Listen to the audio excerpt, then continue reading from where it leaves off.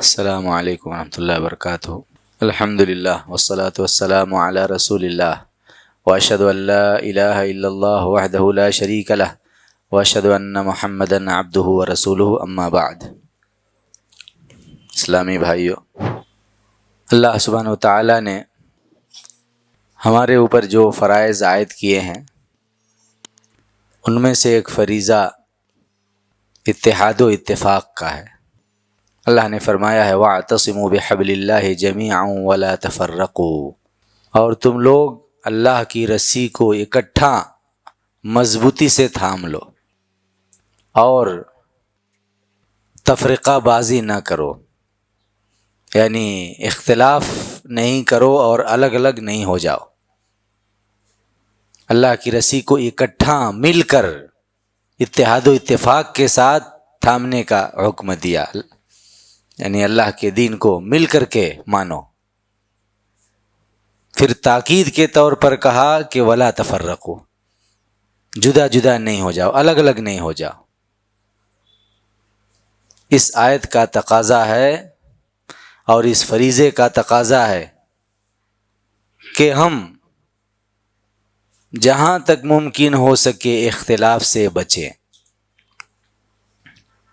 اتحاد و اتفاق کو لازم پکڑیں اور الگ الگ ہونے سے بچ کر کے رہیں۔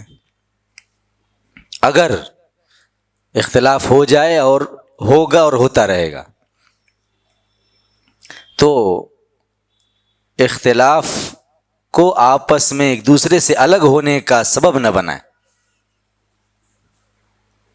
اور اسی میں سے مسائل میں، احکام و مسائل میں اختلاف کرنے سے بچیں، صحیح علم کے ذریعے، صحیح منہج پر دلیل کے ساتھ علم حاصل کر کے۔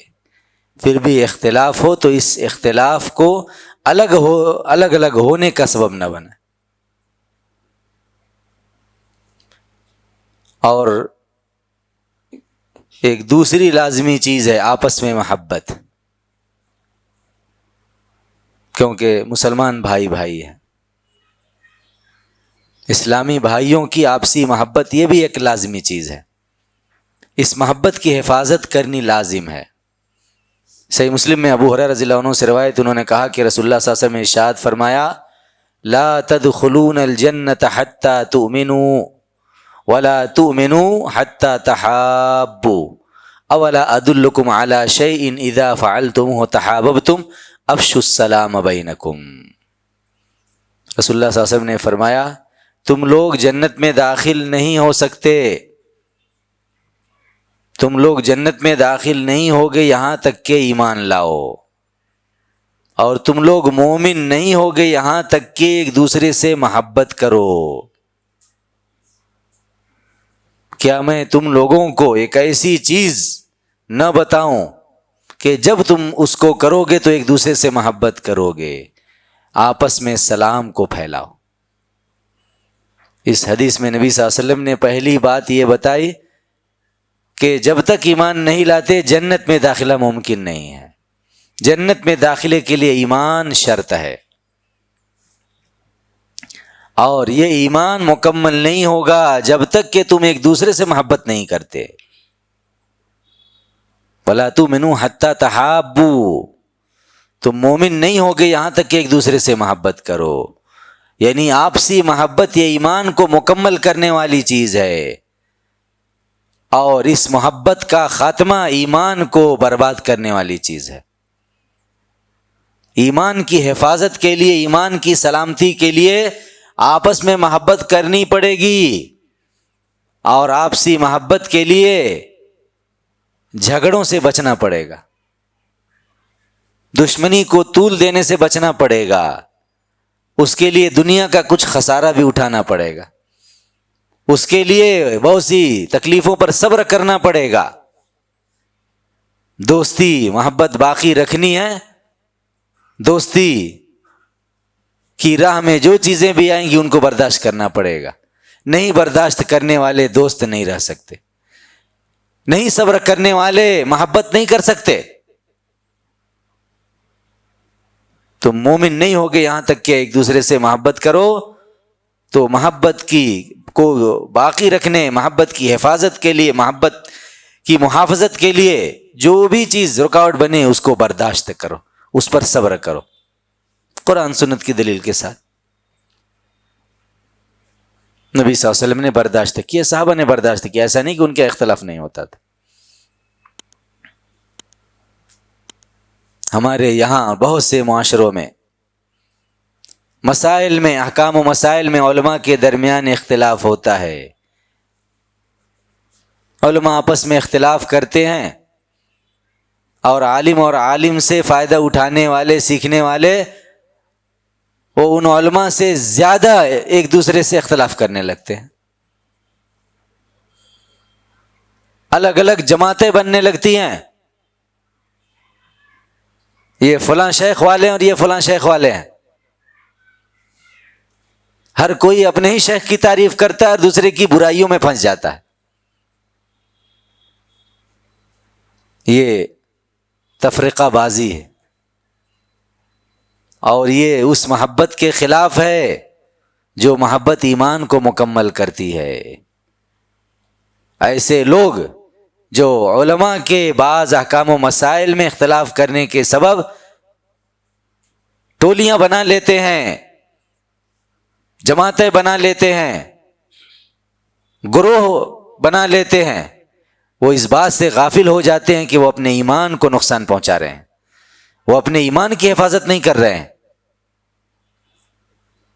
اور اگر وہ آپس میں سلام چھوڑ دیتے ہیں تو خود ہی محبت کو کاٹتے ہیں۔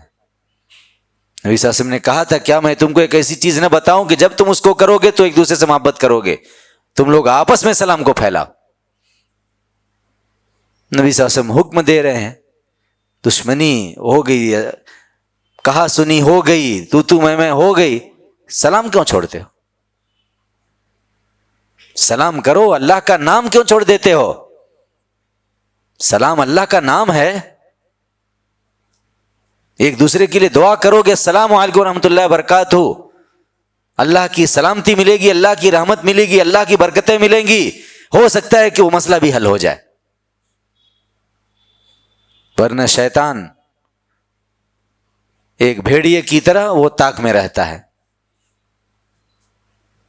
کون بکرا اور کون جانور اپنے ساتھیوں سے الگ ہوتا ہے اس کو سب سے پہلے شکار بناتے، کیونکہ اس کو بچانے والے نہیں آئیں گے، اس کے ساتھ دوسروں کا ڈر نہیں ہے۔ علماء کے اختلاف کی وجہ سے آپس میں اختلاف کرنا، دشمنیاں کرنا، دشمنیاں بڑھانا، ترک سلام، قطع کلام، غیبت، چغل خوری، یہ سب ایمان کو برباد کرنے والی چیزیں، اور یہ صحابہ کرام کے منہج کو، سلف کے منہج کو نہ جاننے کی وجہ سے صحابہ کرام کے درمیان اختلافات ہوئے، مگر صحابہ نے اپنے ایمان کی حفاظت کی، اور کسی صحابی کے پیچھے لگ کر کے انہوں نے، صحابی کے شاگردوں نے دوسرے صحابی کی برائیاں نہیں کی۔ جو مسئلہ جتنا ہے، جہاں ہے وہیں تک رکھو، یہ حلال نہیں ہوتا کہ دو عالموں نے آپس میں اختلاف کر لیا تو تم ان سے بھی 4 قدم آگے نکل جاؤ، وہ اختلاف کیے تم دشمنی کر بیٹھو، وہ اختلاف کیے دلیل کی بنیاد پر اور تم شیخ کی محبت میں ایمانی محبت کا خاتمہ کر دو اور دشمنی میں پھنس جاؤ۔ آج کی مجلس میں احادیث کے ذخیرے میں سے صحابہ کے کچھ واقعات ذکر کروں گا جن کی روشنی میں ہم سمجھ سکتے ہیں کہ صحابہ کرام احکام و مسائل میں اپنے اختلافات کے باوجود کیسے پاکیزہ اخلاق والے تھے، کیسے آپسی محبت کی حفاظت کرتے تھے، کیسے اپنی زبانوں کو پاکیزہ رکھتے تھے، کیسے اپنے تعلقات کی حفاظت کرتے تھے۔ صحیح مسلم میں عمر بن خطاب رضی اللہ عنہ اور عمار بن یاسر رضی اللہ عنہما، کیا قصہ ہے. پانی نہ ملے تو مشہور مسئلہ ہے کہ تیمم کر لو. اللہ نے قرآن میں اس کو بیان کیا ہے. عن سعید بن عبد الرحمن بن ابزہ عن ابیہ ان رجلا اتى عمر فقال انی اجنبت فلم اجد الماء فقال لا تصلي فقال عمار اما تذكر يا امير المؤمنين اذ انا وانت في سريه فاجنبنا فلم نجد الماء فاما انت فلم تصلي واما انا فتمعكت في التراب فصليت.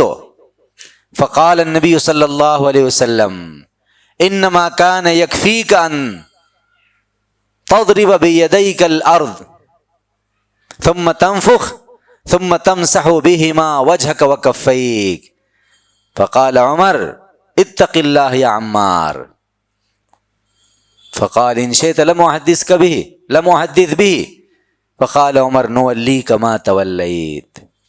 رواہ مسلم. سعید بن عبد الرحمن بن ابزہ سے روایت، وہ اپنے والد عبد الرحمن بن ابزہ سے روایت کرتے ہیں کہ ایک آدمی عمر کے پاس آئے اور کہا بے شک میں جنوبی ہو گیا، یعنی میرے اوپر غسل فرض ہو گیا، لیکن مجھے پانی نہیں ملا. عمر نے کہا تم صلاۃ نہیں پڑھو، لا تصلی، تم صلاۃ نہیں پڑھو. اتنا مشہور مسئلہ ہے، مگر عمر نے یہ نہیں کہا کہ تیمم کر لو، صلاۃ ہی نہیں پڑھو. عمار بن یاسر نے کہا اے امیر المومنین، یاد دلایا تیمم.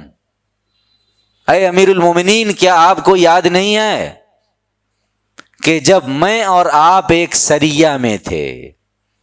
سریہ وہ جنگ جس میں نبی صلی اللہ علیہ وسلم نے صحابہ کو بھیجا مگر خود شریک نہیں ہوئے، وہ سریہ ہے. اور جس میں شریک ہوئے اس کو غزوہ کہتے. جب میں اور آپ ایک سریہ میں تھے، ایک جہادی مہم میں تھے، چنانچہ ہم لوگ یعنی ہم دونوں جنوبی ہو گئے، دونوں پر غسل فرض ہو گیا، دونوں کو احتلام ہو گیا. صحرا میں، میدان میں، ٹھنڈی گرمی تکلیفیں جھیلتے تھے، جاگنا ہے، دشمن کا معاملہ ہے، نہ صحیح سے کھانا، نہ صحیح سے پینا، نہ صحیح سے نیند، ساری تکلیفیں برداشت کرتے تھے. ہم نہیں برداشت، ہمیں تو گاڑی کے اندر بھی گرمی لگے تو پتہ نہیں کیا کریں گے. احتلام ہو گیا، غسل واجب ہو گیا، کہا ہم جنوبی ہو گئے اور ہم کو پانی نہیں ملا تو آپ نے تو صلاۃ نہیں ادا کی، اور میں نے مٹی میں لوٹ لیا جیسے جانور لوٹتا ہے. تیمم معلوم تھا، تیمم کا طریقہ نہیں معلوم. اور یہ عمار بن یاسر کا تقویٰ تھا کہ شرم نہیں کیے. جتنا معلوم تھا کہ تیمم مٹی سے کرتے ہیں، کیسے کرتے ہیں نہیں معلوم، تو مٹی میں لوٹ لیے. یہ ان کا تقویٰ تھا. اس لیے بول رہا ہوں کہ کوئی ہنسے نہ. میں نے مٹی میں لوٹ لیا اور میں نے صلاۃ ادا کر لی. پھر نبی صلی اللہ علیہ وسلم نے کہا، جب مدینہ آئے اور آ کر کے بیان کیا ایسے ایسے ہوا، نبی صلی اللہ علیہ وسلم نے کہا بے شک تم کو کافی تھا کہ تم اپنے دونوں ہاتھ زمین پر مارو، پھر پھونک دو، پھر ان کے ذریعے اپنے چہرے اور دونوں ہتھیلیوں پر مسح کر لو. عمار بن یاسر نے عمر کو یہ سنایا، عمر کو یاد نہیں آیا. کہا اے عمار، اللہ سے ڈرو، کیا کہہ رہے ہو؟ عمار نے کہا اگر آپ چاہیں تو میں اس کو نہیں بیان کروں. مگر عمر نے کہا نولی کما تولیت، ہم تم کو اس کی طرف پھیر دیں گے جس کی طرف تم پھرے ہو. تم جانتے ہو تو تم بیان کرو، تمہاری مرضی، تم جانو، ہم نہیں روکتے.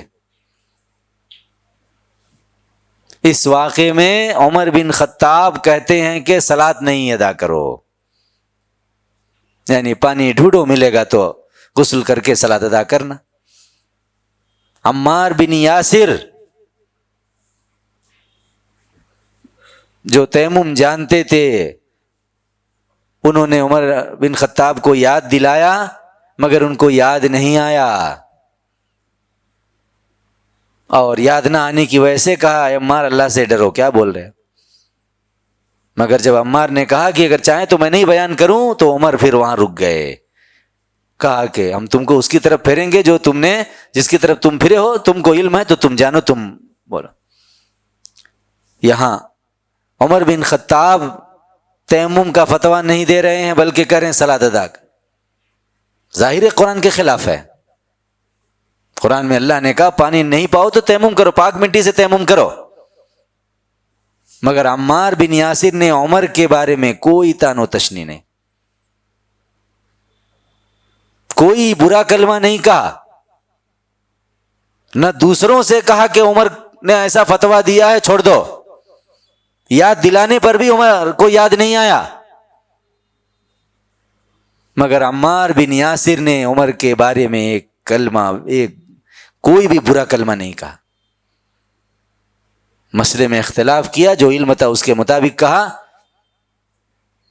چاہا کہ وہ یاد کر لیں، خود ہی بول دیں اس آدمی کو، مگر عمر نہیں کر سکے، پھر اتنا تواضع اختیار کیا، یہاں تک کہہ دیا کہ اگر آپ چاہیں تو میں نہیں بولوں، مگر عمر کا بھی تقویٰ دیکھیے، ان کو یاد نہیں آیا تو یہ عمار بن یاسر کو جھوٹا نہیں کہا، ان کے بارے میں تان و تشنی نہیں کی، گرچہ انہوں نے کہہ دیا کہ اگر آپ چاہیں تو میں اس کو نہیں بیان کروں، مگر عمر نے کہا کہ ہم تم کو اس کی طرف پھیریں گے جس کی طرف تم پھرے ہو، یعنی تم بیان کر سکتے ہو۔ عمر بن خطاب کے اخلاق اور عمار بن یاسر کے اخلاق، دونوں کے اخلاق ہمارے لیے منہج ہیں۔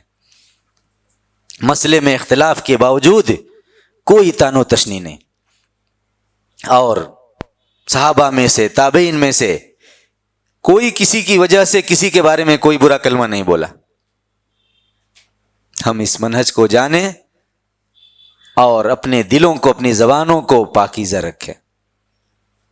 عمر بن خطاب نے اپنی زبان کی حفاظت کی، عمار بن یاسر نے اپنی زبان کی حفاظت کی، کسی نے کسی کی کوئی برائی نہیں کی، حالانکہ مسئلے میں متفق نہیں ہوئے۔ دوسرا قصہ سنن نبی داؤد میں عبادہ بن صامت کا ہے اور ابو محمد انصاری رضی اللہ عنہ کا ہے، دو صحابی۔ وطر کا مسئلہ ہے، وطر واجب ہے یا نہیں واجب ہے؟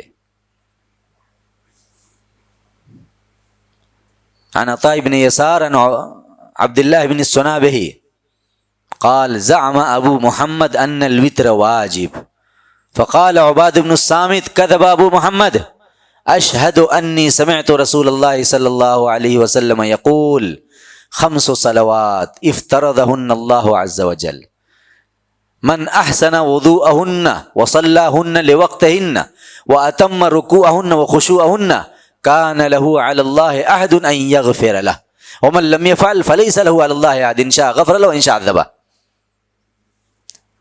عطا بن یسار سے روایت ہے، عبداللہ بن سنابحی سے روایت کرتے ہیں، انہوں نے کہا کہ ابو محمد نے کہا کہ وطر واجب ہے، چنانچہ عبادہ بن صامت نے کہا ابو محمد نے غلط کہا۔ کذب ابو محمد، کذب کا ایک معنی جھوٹ ہے، اور یہاں اخطا، مسائل میں یہ مفتی کو جھوٹا نہیں کہا جاتا، معلم کو غلطی کرنے والا کہا جاتا ہے مفتی۔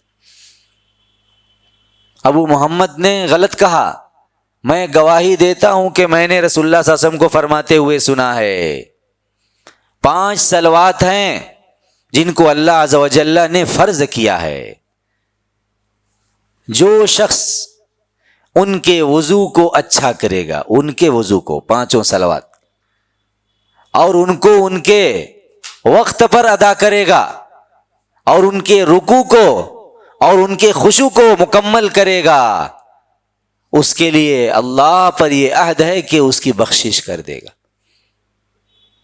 اور جو نہیں کرے گا اس کے لیے اللہ پر کوئی عہد نہیں ہے، اگر چاہے گا تو اس کو بخشے گا اور اگر چاہے گا تو عذاب دے گا۔ عبادہ بن صامت نے ابو محمد انصاری رضی اللہ عنہ سے اختلاف کیا۔ ابو محمد انصار صحابہ میں سے ہیں، صحابی ہیں، انہوں نے کہا وطر واجب۔ عبادہ بن صامت ان سے اختلاف کرتے ہیں اور اس بات کے قائل ہیں کہ وطر واجب نہیں ہے۔ نبی صلی اللہ علیہ وسلم کی صحیح حدیث سے دلیل دیتے ہیں کہ 5 صلوات اللہ عز و جل نے فرض کی ہے، 5 صلوات، فجر، ظہر، عصر، مغرب، عشاء، 5 ہو گئی، وطر 6 ہے، 5 کو فرض کیا ہے، جو 6 وطر کو واجب نہیں کہا جائے گا۔ یہ ان کا استدلال تھا، صحیح حدیث سے دلیل پکڑی کہ یہ 5 فرض ہیں، لہذا 6 واجب فرض نہیں ہے۔ واجب فرض ایک معنی میں، گرچہ کچھ لوگ دوسرا ہی لیتے ہیں۔ اس واقعے میں ابو محمد اور عبادہ بن صامت کا وطر کے واجب یا سنت ہونے کے مسئلے میں اختلاف ہوتا ہے، لیکن عبادہ بن صامت اتنا کہتے ہیں کہ کذب ابو محمد نے غلط کہا، یہی کلمہ، بس اتنا ہی ان کے نزدیک غلط تھا۔ اتنی سخت بات بس اتنی ہی تھی کہ ابو محمد نے غلط کہا، کوئی تانو تشنی نہیں، کوئی سخت بات نہیں، کوئی ان کی شخصیت پر حملہ نہیں، اور نہ ہی کہیں میرے علم کے مطابق یہ ملے گا کہ ابو محمد نے پلٹ کے کوئی وار کیا، نہیں۔ یہ صحابہ کے اخلاق ہیں، مسائل میں اختلاف کے باوجود زبانوں کی حفاظت، اپنے کلمات کی حفاظت۔ ابو محمد نے غلط کہا، بس۔ آج وطر کو واجب سنت کہنے والے نہ جانے کتنا کیا کچھ کہہ ڈالتے ہیں۔ یہ 2 صحابی کا اختلاف ہے، یہ سلف کے صحابہ کے اخلاق ہیں جو ہمارے لیے منہج ہے۔ تیسرا قصہ صحیح مسلم میں عمران بن حسین اور عمر بن خطاب رضی اللہ عنہ کا قصہ، جس میں عمر بن خطاب کا نام نہیں ہے مگر وہی مراد ہے۔ حج تمتع کی 2 قسمیں، ایک حج تمتع جس میں حج اور عمرے کی نیت ایک ساتھ کی جاتی ہے، جس کا دوسرا نام حج قران ہے،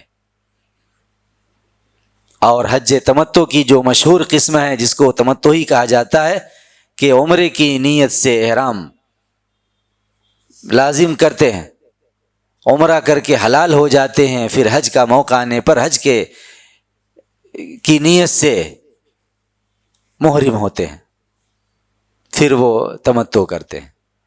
دونوں حج تمتع ہیں، دونوں میں حاجی پر قربانی فرض ہے۔ اس کے 2 کے علاوہ تیسری قسم ہے حج افراد، جس میں آدمی صرف حج کرتا ہے، حج کی نیت سے محرم ہوتا ہے، اس میں عمرہ نہیں کرتا، اس میں قربانی نہیں فرض ہے، کوئی الگ سے کرنا چاہے تو کر سکتے۔ تو مسئلہ یہ تھا، عن مطرف ابن عبداللہ ابن الشخیر عن عمران بن حسین رضی اللہ عنہ قال اعلم ان النبی صلی اللہ علیہ وسلم جمع بین حج وعمرہ ثم لم ينزل فيها كتاب ولم ينهنا عنهما رسول اللہ صلی اللہ علیہ وسلم قال فيها رجل برأيه ما شاء۔ عمران بن حسین، مطرف ابن عبداللہ بن شخیر عمران بن حسین سے روایت کرتے ہیں کہ عمران بن حسین نے کہا تم جان لو کہ نبی صلی اللہ علیہ وسلم نے حج عمرے کو جمع کیا، حج عمرہ دونوں کو جمع کیا، نبی صلی اللہ علیہ وسلم نے حج قران کیا تھا، عمرہ کر کے حلال نہیں ہوئے تھے، احرام میں ہی رہے، کیونکہ قربانی کا جانور لے گئے تھے، جمع کیا، پھر اس کے بارے میں کوئی قرآن نازل نہیں ہوا، یعنی اس کی ممانعت میں کوئی قرآن کوئی آیت نہیں اتری، اور نہ ہی ان دونوں سے یعنی دونوں کو جمع کرنے سے رسول اللہ صلی اللہ علیہ وسلم نے ہم کو منع کیا۔ حجۃ الوداع ذی الحجہ 10 ہجری میں نبی صلی اللہ علیہ وسلم نے حج کیا اور ربیع الاول میں 11 میں وفات ہو گئی۔ کہا نبی صلی اللہ علیہ وسلم نے حج قران کیا، پھر اس کے خلاف نہ کوئی آیت اتری نہ کوئی سنت آئی، مگر اس میں ایک آدمی نے اپنی رائے سے وہ کہا جو اس نے چاہا. یہ اختلاف. امام نووی نے کہا یعنی بھی عمر بن الخطاب، عمران بن حسین کی مراد عمر بن خطاب سے ہے، مگر عمر بن خطاب کا نام نہیں لیتے ہیں، عمران بن حسین کہتے ہیں کہ اس میں ایک آدمی نے اپنی رائے سے وہ کہا جو اس نے چاہا. عمر بن خطاب کا نام لیے بغیر گویا ان سے اختلاف کر دو. نبی صلی اللہ علیہ وسلم نے حج کیا، حج قران کیا، وہ دلیل ہے حج قران کی. جب تک کہ اس کے خلاف کوئی آیت نہیں، اس کے خلاف کوئی سنت نہیں، تو حج قران مشروع ہے. عمر بن خطاب حج قران سے روکتے تھے، دوسرے کو حرام نہیں مانتے، دوسرے کو افضل سمجھتے تھے، دوسری قسم کو، جس کو عمران بن حسین نے قبول نہیں کیا اور کہا اس میں ایک آدمی نے اپنی رائے سے وہ بات کہی جو چاہا، نام بھی نہیں لیا، بات کہہ لی، اپنی زبان کو، اپنے اخلاق کو پاکیزہ رکھا، بس اتنی ہی بات. ایک آدمی نے اس کے بارے میں وہ بات کہی، اپنی رائے سے وہ بات کی جو اس نے چاہا. یہ عمران بن حسین کے اختلاف کے باوجود اختلافی مسئلے میں ان کے اخلاق ہیں، اس سے آگے نہیں. بس ذکر کر دیا کسی نے اپنی رائے سے کچھ کہا ہے جو اس کے خلاف ہے. بڑھے اگلا قصہ اسی حج تمتع کے مسئلے میں علی اور عثمان کا اختلاف. صحیح مسلم میں قتادہ سے روایت ہے، کہا کہ عبداللہ بن شقیق نے کہا کان عثمان ینہی عن المتع وکان علی یأمر بها فقال عثمان لعلی کلمہ ثم قال علی اما لقد علمت انا قد تمتعنا مع رسول اللہ صلی اللہ علیہ وسلم قال اجل لکننا كنا خائفین. عبداللہ بن شقیق نے کہا کہ عثمان حج تمتع سے روکتے تھے اور علی حج تمتع کا حکم دیتے تھے. چنانچہ عثمان نے علی سے کوئی بات کہی، اس کا بیان نہیں اس میں. پھر علی نے کہا عثمان سے آپ کو معلوم ہے کہ ہم نے رسول اللہ صلی اللہ علیہ وسلم کے ساتھ حج تمتع کیا ہے؟ کہا کہ ہاں، لیکن ہم لوگ ڈرے ہوئے تھے. عثمان نے جواب دیا کہ جس وقت حج کیے تھے ہم خوف زدہ تھے. یہ انہوں نے کہا ان کی رائے میں خوف رہا ہوگا، حالانکہ حجۃ الوداع میں الحمدللہ مسلمان تھے صرف. بات ہوئی، دونوں میں سے کسی نے کوئی ایسی بات نہیں کی جو اخلاق کے خلاف ہو. انہوں نے کہا معلوم ہے کہ ہم نے رسول اللہ صلی اللہ علیہ وسلم کے ساتھ تمتع کیا ہے. انہوں نے کہا کہ ہاں لیکن ہم ڈرے ہوئے تھے بس. صحیح بخاری میں سعید بن مسیب کی روایت ہے، انہوں نے کہا اختلف علی و عثمان رضی اللہ عنہما وہما بعسفان فی المتع فقال علی ما اردت الا ان تنهى عن امر فعله النبي صلی اللہ علیہ وسلم فلما راى ذلك علی احل بهما جميعا. علی اور عثمان نے حج تمتع کے بارے میں اختلاف کیا جبکہ وہ عسفان میں تھے. عسفان جگہ ہے مکہ اور مدینہ کے درمیان، شاید حج کے لیے جا رہے تھے اور راستے میں مسئلے میں اختلاف ہو گیا. دونوں عالم ہیں، کبار علماء میں سے ہیں. تو علی نے کہا آپ نہیں چاہتے مگر یہ کہ آپ ایک ایسی چیز سے روک دیں جس کو نبی صلی اللہ علیہ وسلم نے کیا ہے. یہ بولا. عثمان نے کچھ نہیں کہا مگر رجوع نہیں کیا. جب علی نے دیکھا یہ تو اکٹھا دونوں کے احرام کی نیت کر لی، یعنی حج قران کی نیت کر لی.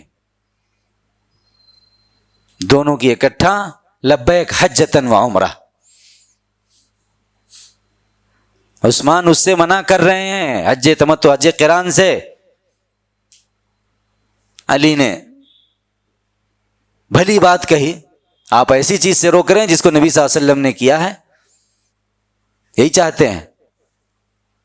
اور آخر میں مناسب سمجھا تو انہوں نے حج قران کی ہی نیت کر لی، اپنے عمل سے اختلاف۔ عثمان کی شان میں کوئی گستاخی نہیں، عثمان کی شان میں کوئی گستاخی نہیں، اور عثمان نے بھی علی کے اس عمل کو دیکھ کے ان کی شان میں کوئی گستاخی نہیں کی۔ اختلاف کے باوجود علی اور عثمان نے اپنے اخلاق کی حفاظت کی، کوئی تان و تشنی نہیں،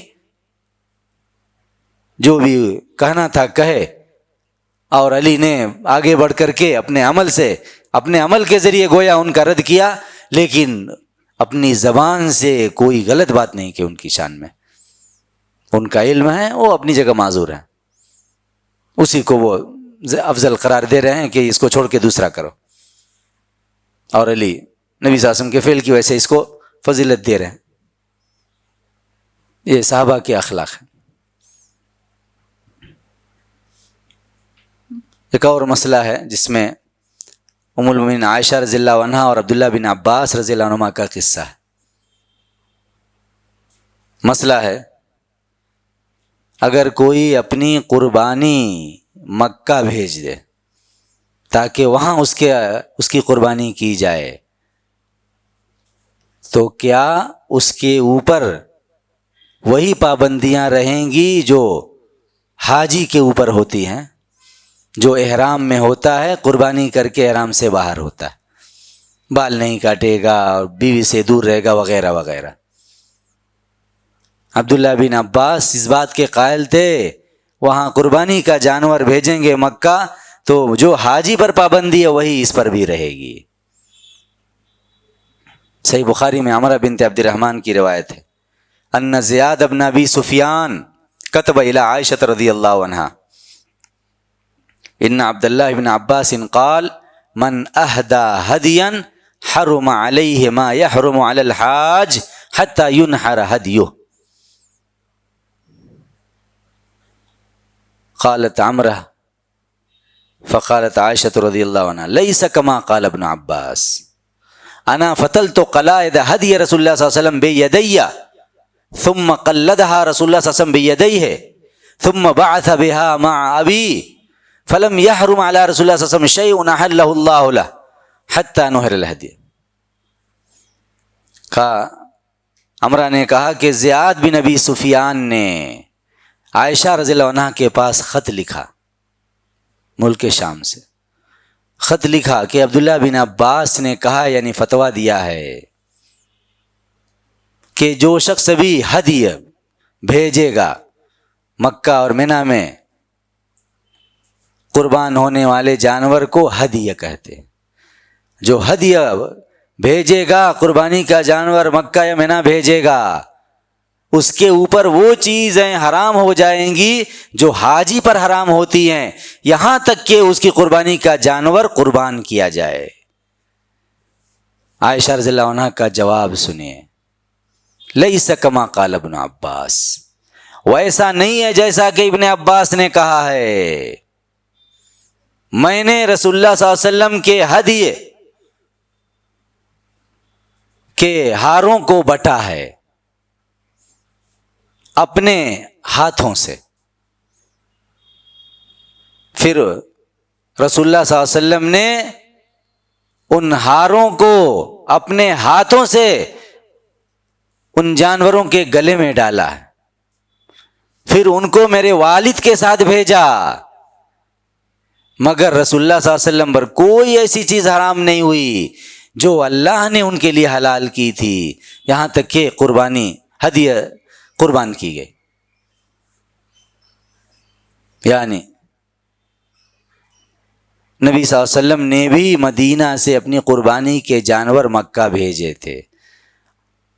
جس سال نبی صلی اللہ علیہ وسلم نے ابو بکر صدیق کو امیر الحج مقرر کر کے بھیجا تھا، ذی الحجہ سن 9 ہجری میں، حجۃ الوداع سے 1 سال پہلے،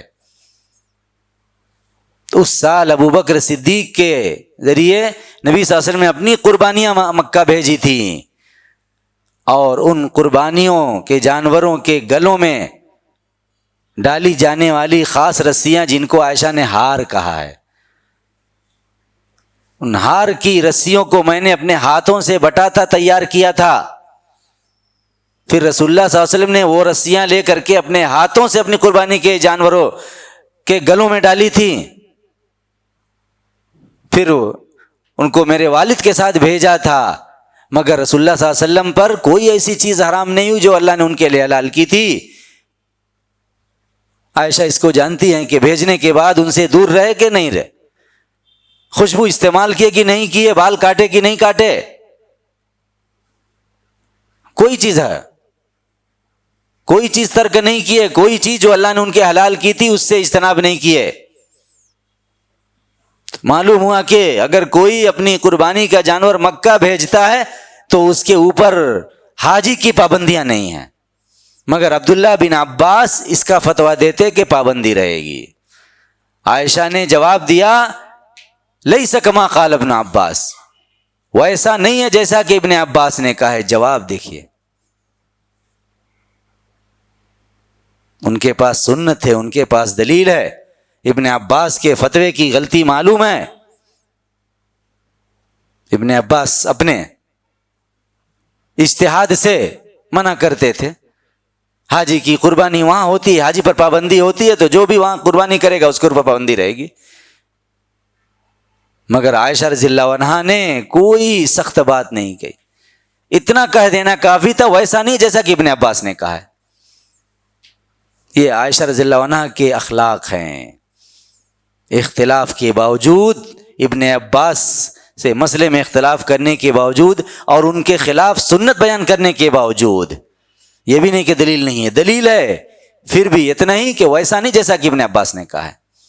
کاش یہی اخلاق آج علماء کے ہوتے، اور کاش ان چیزوں کو عوام جانتی جو آپس میں دوسروں کی وجہ سے لڑتی ہے، دوسروں کو ایک دوسرے کو طعن و تشنیع کا نشانہ بناتی ہے۔ کیا بگڑ گیا عائشہ کا؟ ان کا یہ اسلوب، ان کا یہ لہجہ، ان کی یہ زبان منہج ہے ہمارے لیے، ویسا نہیں جیسا کہ ابن عباس نے کہا ہے۔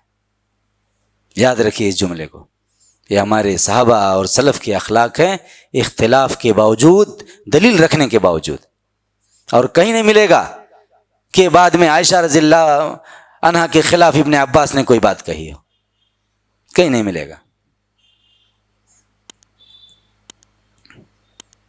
حج سے متعلق ایک اور قصہ سنیے، یہ مثالوں کے ذریعے صحابہ کے منہج کو جانیے۔ مثالیں دلیل ہیں، عملی دلیل ہیں، عملی مثالیں ہیں جو صحابہ کر کے گئے۔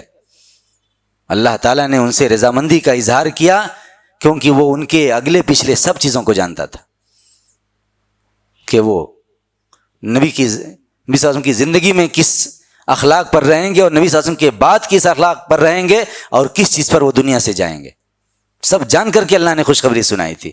ان کے اختلافات بھی اللہ کو معلوم تھے۔ صحیح بخاری میں عبد الرحمن بن یزید کی روایت ہے، مسئلہ ہے حاجیوں کے مینا میں قصر کرنے کا۔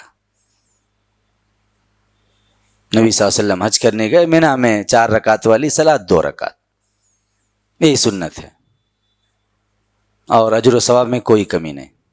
مسافر کی اور حاجی کی مینا میں 2 ہی رکعت صلاۃ، یہی اس کے لیے پورے ثواب کی چیز ہے۔ عن عبد الرحمن ابن یزید یقول صلی بنا عثمان بن عفان رضی اللہ عنہ بمنا 4 رکعات، فقیل ذلك لعبد الله بن مسعود رضی اللہ عنہ فاسترجع ثم قال صلیت مع رسول اللہ صلی اللہ علیہ وسلم بمنا 2 رکعتين وصلیت مع ابی بکر صدیق بمنا 2 رکعتين وصلیت مع عمر بن الخطاب رضی اللہ عنہ بمنا 2 رکعتين فلیت حظی من 4 رکعات 2 رکعتان متقبلتان۔ عبد الرحمن بن یزید سے روایت، انہوں نے کہا کہ عثمان بن عفان نے ہم کو مینا میں 4 رکعت صلاۃ پڑھائی، قصر نہیں کیا، 4 رکعت والی صلاۃ 4 پڑھائی۔ یہ بات عبداللہ بن مسعود کو پہنچی تو انہوں نے کہا انا للہ و انا الیہ راجعون۔ کیا جواب ہے؟ اللہ کا ذکر کیا، مصیبت کا ذکر، فاسترجع، استرجاع کہا، انا للہ و انا الیہ راجعون۔ پھر انہوں نے کہا میں نے رسول اللہ صلی اللہ علیہ وسلم کے ساتھ مینا میں 2 رکعت پڑھی، دلیل دے رہے ہیں. اور میں نے ابو بکر صدیق کے ساتھ منی میں 2 رکعت پڑھی، صلات پڑھی، اور میں نے عمر بن خطاب کے ساتھ منی میں 2 رکعت صلات پڑھی. تو اے کاش میرے نصیب میں 4 کے بدلے 2 مقبول رکعتیں ہوتی. اے کاش یعنی منی میں حج کرتا اور 2 مقبول رکعتیں پڑھتا سنت کے مطابق.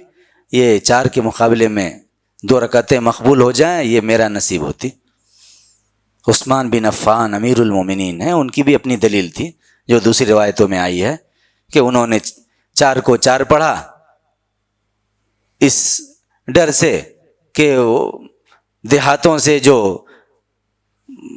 اعراب آئے ہیں وہ کہیں ظہر عصر عشاء کو 2 ہی رکعت نہ سمجھ لیں اور جا کر کے بعد میں بھی 2 ہی رکعت پڑھتے رہیں. اس ڈر سے انہوں نے 4 پڑھ دیا. عبداللہ بن مسعود کے بارے علماء صحابہ میں سے عثمان بن عفان کا یہ عمل سن کر کے انا للہ و انا الیہ راجعون.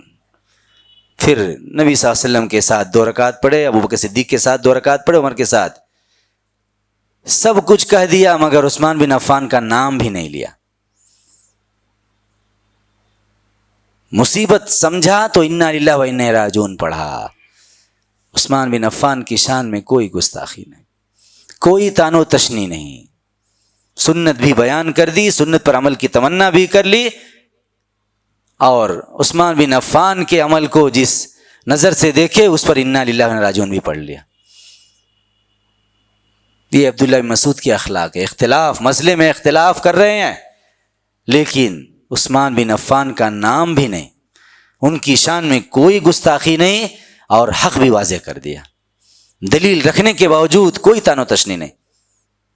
یہ ہمارے صحابہ کے اخلاق ہیں، اختلافی مسائل کے باوجود یا مسائل میں اختلاف کے باوجود جو ہمارے لیے منہج ہیں جن پر ہم کو چلنا چاہیے.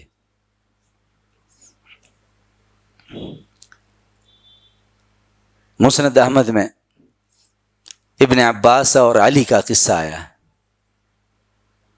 جو مرتد ہو جائے اس کا قتل ہے، اس کی حد ہے، اسلام کی سزا ہے یہ.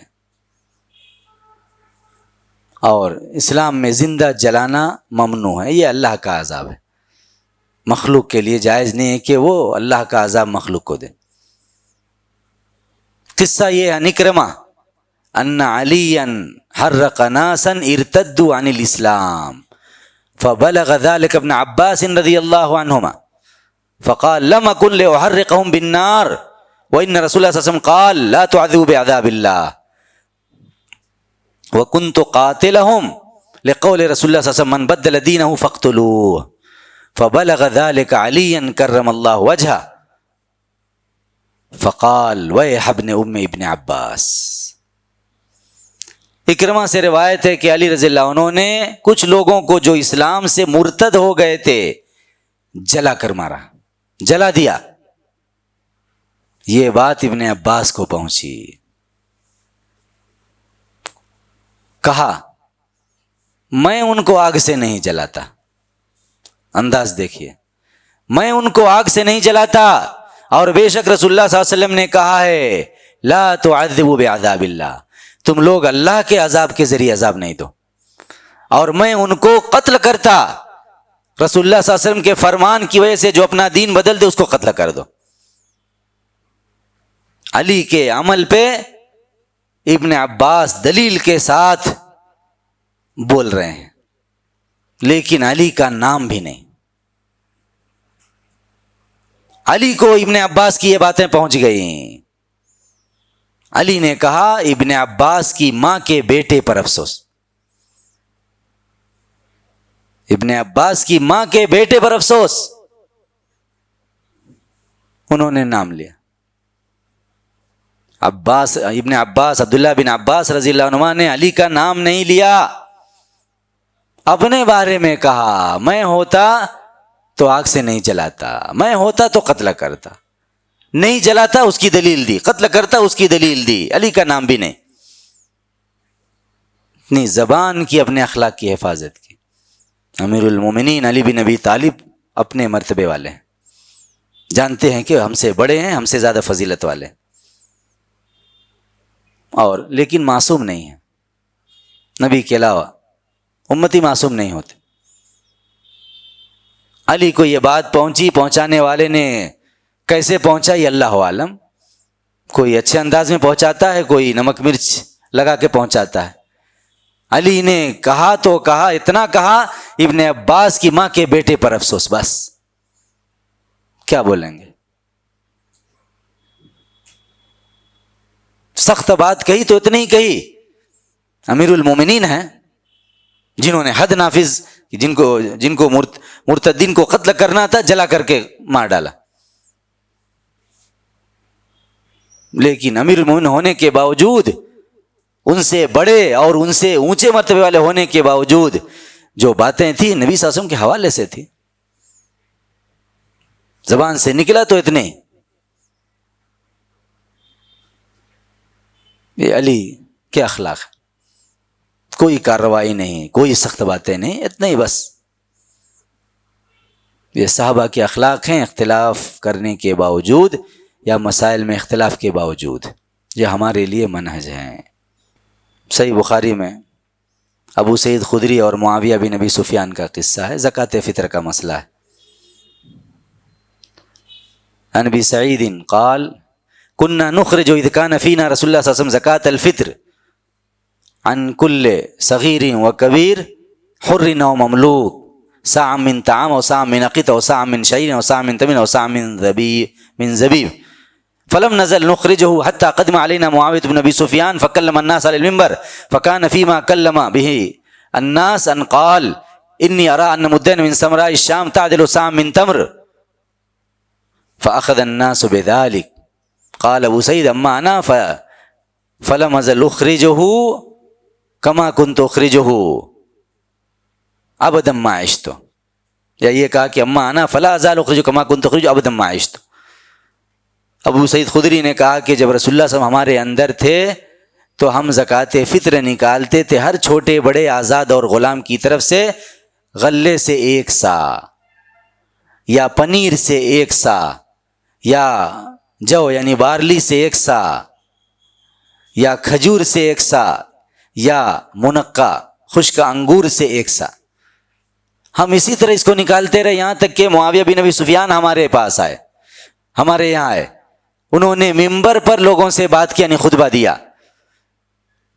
تو اس چیز میں جو انہوں نے لوگوں سے بات کی، جو خطبہ دیا، اس میں کہا کہ میری رائے ہے کہ ملک شام کا کہ گیہوں کا 2 مد یعنی آدھا سا 1 سا کھجور کے برابر ہے۔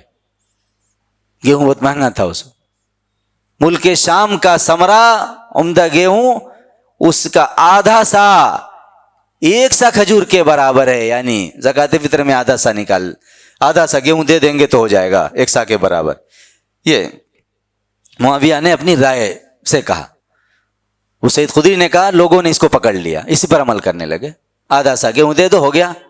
ابو سعید خدری کہتے ہیں اما انا رہا میں تو میں اس کو ہمیشہ ویسے ہی نکالوں گا جیسے میں پہلے نکالتا تھا، ہمیشہ جب تک زندہ رہوں گا۔ معاویہ سے اختلاف کر، معاویہ رائے سے بول رہے ہیں کہ ملک شام کے گیہوں میں سے آدھا سا دے دیں گے تو 1 سا کھجور کے برابر ہو جائے گا، لوگوں نے لے بھی لیا، عمل بھی کرنے لگے، مگر ابو سعید خدری اس سے راضی نہیں۔ میں جیسے نکالتا تھا آدھے نبوی میں 1 سا ویسے ہی نکالوں گا، ہمیشہ نکالوں گا جب تک زندہ رہوں گا۔ معاویہ سے اختلاف کیا مگر معاویہ کا نام نہیں، اپنے بارے میں بولا۔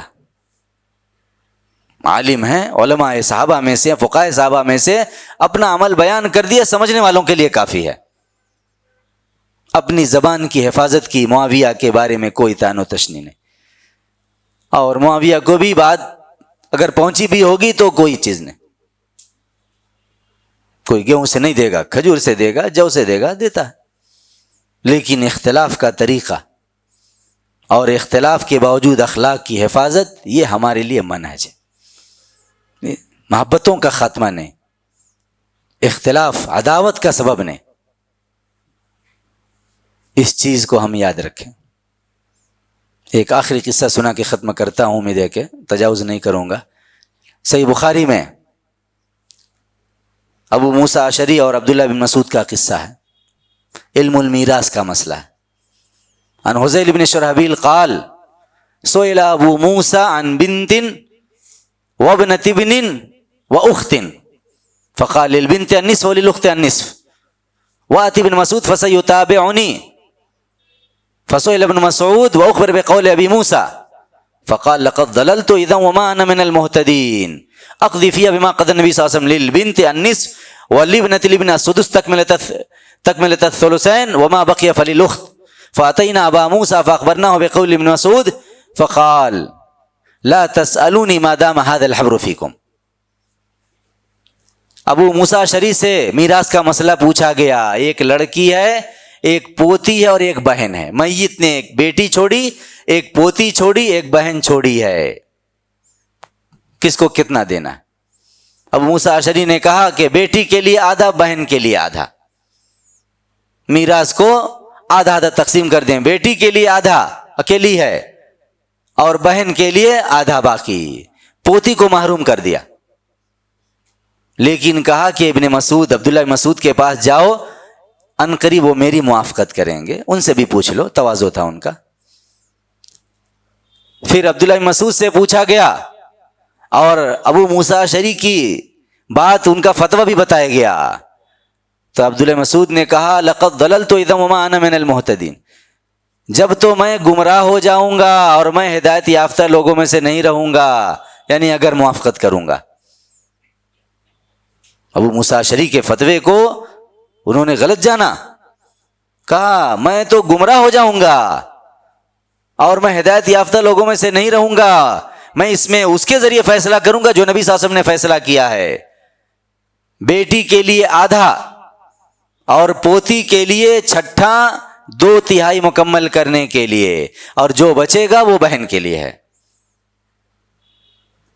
یعنی میراث کے 6 حصے کریں گے، 6 میں سے آدھا، ایک بیٹی کا آدھا ہوتا ہے، 3 حصہ اس کو، اور بیٹی کے لیے، پوتی کے لیے چھٹا، 6 میں سے 1 پوتی کے لیے ہو گیا، بہن بیٹی کا 3 اور اس کا ملا کے 4، 6 میں سے 2/3 4 ہو گیا، اور بچا 2، جو بچا بہن کے لیے بہن کو بھی دیا۔ یہ نبی صلی اللہ علیہ وسلم کا فیصلہ تھا، ایک بیٹی، ایک پوتی اور ایک بہن کے مسئلے میں۔ حذیل بن شرحبیل نے کہا ہم ابو موسیٰ اشعری کے پاس آئے اور عبداللہ مسعود کی بات، ان کے فتویٰ کو بتایا، تو انہوں نے کہا لا تسألونی ما دام هذا الحبر فیکم، تم لوگ مجھ سے نہیں پوچھو جب تک کہ یہ بڑے عالم تمہارے اندر ہیں۔ عبداللہ بن مسعود، دونوں کے اخلاق دیکھیے۔ عبداللہ بن مسعود کو ابو موسیٰ اشعری کا فتویٰ معلوم ہوا تو کہا میں گمراہ ہو جاؤں گا اور میں ہدایت یافتہ نہیں رہوں گا۔ ابو موسیٰ اشعری کو گمراہ نہیں کہا، اپنے بارے میں کہا، اپنے بارے میں کہہ دیا اس کی موافقت کروں گا، جس کو جو سمجھنا ہے سمجھے، لیکن ابو موسیٰ اشعری کا نام نہیں لیا اور ان کو گمراہ نہیں کہا، خود کو کہا اگر میں اس کی موافقت کروں گا تو میں بھٹک جاؤں گا اور میں ہدایت پر نہیں رہوں گا، اور نبی صلی اللہ علیہ وسلم نے جو فیصلہ کیا تھا وہ سنا دیا۔ دوسری طرف ساری باتیں ابو موسیٰ اشعری کو پہنچی تو انہوں نے کہا کہ مجھ سے نہیں پوچھا کرو، یہ بڑے عالم تمہارے اندر ہیں، ان سے پوچھا کرو، اور بھی متواضع ہو گئے، کوئی بات نازیبا بات عبداللہ مسعود کی شان میں نہیں گئی۔ یہ عبداللہ مسعود اور ابو موسیٰ اشعری کے اخلاق ہیں۔ میں سمجھتا ہوں اتنی مثالیں سمجھنے والوں کے لیے بہت ہیں، لہذا صحابہ کے منہج کو، اختلافی مسائل یا مسائل میں اختلاف کے وقت صحابہ کے منہج کو یاد رکھیں کہ ان کے اخلاق کیسے تھے، ان کی زبانیں کتنی پاکیزہ تھیں، کتنا وہ اپنی محبت کا، اپنی اخوت کی حفاظت کرنے والے تھے۔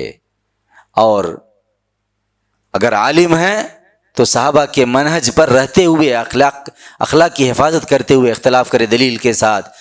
علماء میں سے نہیں ہیں تو اور بھی اپنے اخلاق کی حفاظت کریں، علم حاصل کریں، اور کسی عالم کے بارے میں ان کے غلط فتوے کی وجہ سے، ان سے اختلاف کرنے کی وجہ سے اپنی محبت کو، اپنی بھائی چارگی کو برباد نہ کریں، ورنہ اپنے ایمان کو نقصان پہنچائیں گے اور صحابہ کے منہج سے دور ہو جائیں گے۔ گرچہ زبان سے کہتے رہے ہم صحابہ کے منہج پر ہیں، ہم سلف کے منہج پر ہیں، مگر اپنے عمل سے خود ہی اس کے خلاف ثابت کریں گے۔ آخر میں پھر ابو ہریرہ کی حدیث سنا دیتا ہوں۔ ابو ہریرہ سے روایت ہے، کہا رسول اللہ صلی اللہ علیہ وسلم کے ارشاد فرمایا، تم لوگ جنت میں نہیں داخل ہوگے یہاں تک کہ ایمان لاؤ، اور تم مومن نہیں ہوگے یہاں تک کہ ایک دوسرے سے محبت کرو۔ کیا میں تم کو وہ چیز نہ بتاؤں کہ جب تم اس کو کرو گے تو آپس میں ایک دوسرے سے محبت کرو گے، آپس میں سلام کو پھیلاؤ۔ اللہ تعالیٰ ہمیں ایمان پر قائم رکھے، ہمیں ایمان پر استقامت نصیب کرے، اور ہمیں آپسی محبت پر استقامت نصیب کرے، اور ہمارے ایمان اور ہماری محبت کے سبب ہم کو جنت میں داخل فرمائے۔ اللہ ہم سب کی مغفرت فرمائے، علماء کی اور عوام کی، امت کی اصلاح فرمائے، ان کی غلطیوں کو دور کرے، ان کے دلوں کو سچی ہدایت نصیب کرے، اور سچا علم، صحیح علم حاصل کرنے کی توفیق دے، اخلاص کے ساتھ صحیح عمل کرنے کی توفیق بخشے۔ آمین۔ وآخر دعوانا الحمد للہ رب العالمین۔